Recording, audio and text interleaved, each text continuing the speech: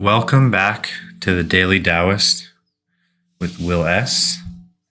We are talking about the Tao Te Ching and how to get back into spirit and alignment with the way. Today, I'll be talking about verse 49. The Tao Te Ching was written 2,500 years ago by a man named Lao-Tzu. It is one of the oldest texts in existence and certainly one of the wisest. Its wisdom is timeless and its message is as relevant and important now as it was back then, if not more so. It is vital that we learn to come back into balance with the natural world and to live in a more harmonious and selfless way.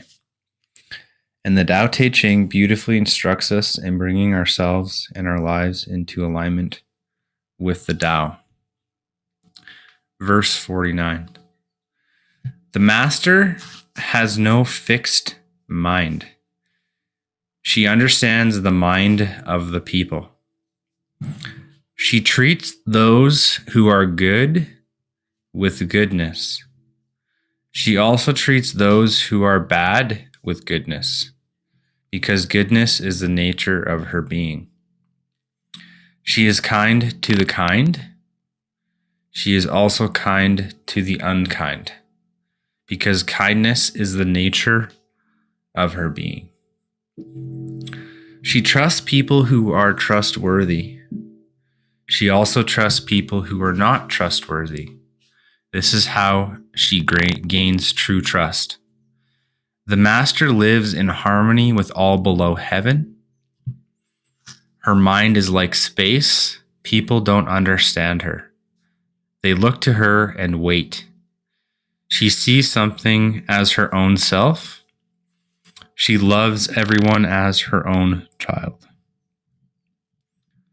This verse challenges us to change the way we relate to the world and other people. It's easy to be nice to people that are nice to us, to repay kindness to people that are kind to us, and trust those who we deem worthy of our trust. But the master, who lives in complete alignment with the Tao, does not discriminate or differentiate between good and bad. The master treats all with love, kindness, and compassion, regardless of who they are and how they conduct themselves. In fact, the people that are most dysfunctional in their behavior are usually the people that are most in need of our love and kindness. Shifting to this mindset can pose a real challenge, for it may seem only normal to reward kindness with kindness and repay hostility with hostility. The master, however, shines upon everyone in much the same way that the sun does. The sun shares its light with everyone and never discriminates or judges who it deems to be worthy of receiving sunlight and who it ought to withhold light from. It just shines and shines, never holding back, for that is what its nature. Can we be like that? Some people will gratefully receive our light and will be appreciative and kind, where others might react in a much less gracious manner. Is it possible for us to simply love, accept, and be good to everyone regardless of how worthy or unworthy they might appear?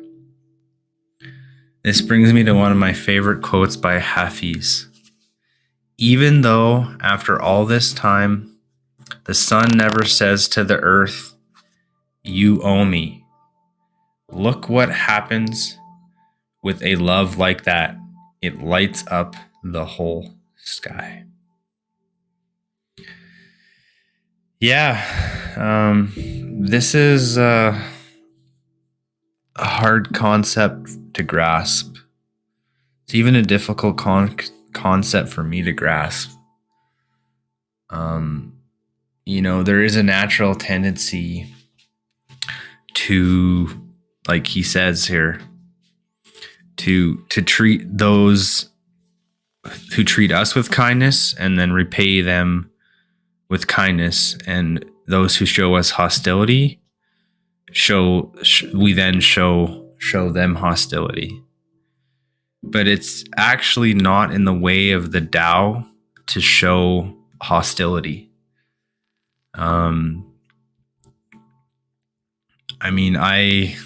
Like I said, I've been struggling with this past year because I have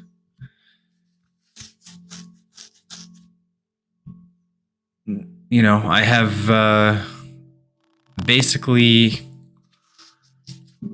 said that I only want to have a certain mindset around me, and my opinions within some of my groups of people, are not always the most popular. And I've struggled with this one this year. I've lost, 3 to 5 people I would have considered my friends over the last year. Especially around these vaccine mandates. And it's not about being vaccinated or unvaccinated. Okay, it's about taking rights and privileges and freedoms away. Okay, and if you keep complying and giving your rights and freedoms away, then they're going to keep taking more rights and freedoms away. And unfortunately or fortunately, my circles have gotten smaller because I've tolerated less and less. And it's not that I showed hostility to people, because I still love them and I still care about them. But I can't have what I call blue-pilled or unawakened people in my fields of energy, because unfortunately I get drawn down to the level, and I don't vibrate at that level. I vibrate at a much higher frequency, and I wish them well, and I wish them kindness and all of these things. But unfortunately, they don't get to be in my life anymore because of the energy level, like the energy mismatches, right? And that's okay. I mean, you have to be at peace with that sort of dynamic. And for the amount of people that I've lost, I've gained just as many people who are vibrating, at a much higher frequency and are standing on the side of freedom, not just complying.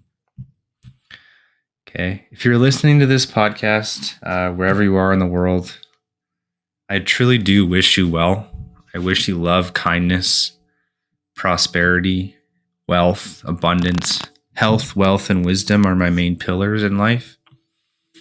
I wish those on all human beings. I wish that on the entire world. Right? I truly would like to see the world become more Tao-centered, and everyone living from a place of service and in alignment with their true purpose on this planet. Right? Again, try to just treat people with kindness, but also don't take abuse. Don't be a pushover. Okay, the Tao Te Ching is not about being a pushover. It's about understanding that you have a nature and that you need to live in harmony and in true alignment with the nature that has been instilled into you. Right? We can't go against our fundamental natures as people. It makes us unhappy. Right?